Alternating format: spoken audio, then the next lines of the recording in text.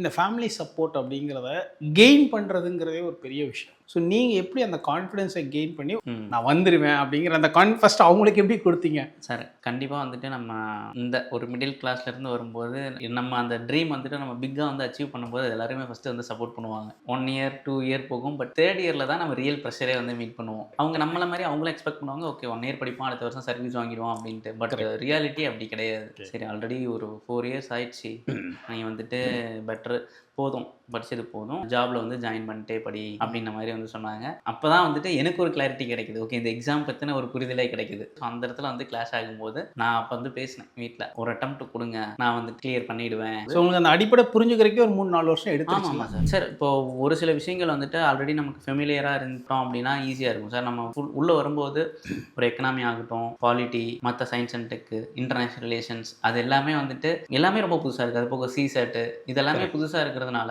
நம்ம ரஷ் பண்ணுறது வந்துட்டு தப்பு அப்படின்னு எனக்கு தோணுச்சு.